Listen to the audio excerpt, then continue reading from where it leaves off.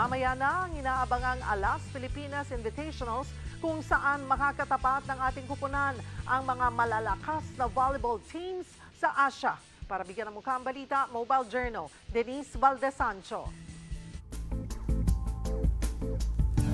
Mamaya sa Alas Pilipinas Invitationals, unang makakalaban ng pambato natin, Jakarta Bayangkara Presisi ng Indonesia. Kwento ni Assistant Coach Dexter Clamor, pagbalik ng Alas Pilipinas mula New York, diretso training sila agad. Of course, tuloy-tuloy naman yung ensayo namin bago kami pumunta ng New York. And pagbalik namin from New York, dire-diretso kagad. 1 day rest and then training kagad. Every day, twice a day. Fruitful ang naging bisita ng Alas Pilipinas sa New York dahil bukod sa celebration ng Independence Day, naging maganda rin ang kanilang performance sa exhibition game kasama ang Filipino-Americans. Actually, it's like tryout din ng mga Phil-Ams kung sino yung pwedeng masama sa Alas Men's.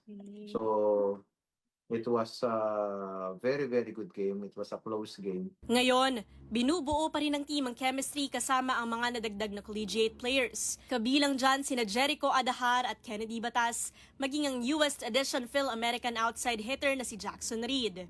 Of course, when it comes to gelling system, we are still working on it. Hindi siya basta-basta nabubuo ng ilang araw o ilang linggo. Talagang, yun nga, kaya nga may mga training camps, may mga tournament kaming sinasalihan for us to be able to polish the system of Coach Angelino para pagdating ng World Championship and most especially SEA Games na pinaghahandaan din namin sa December.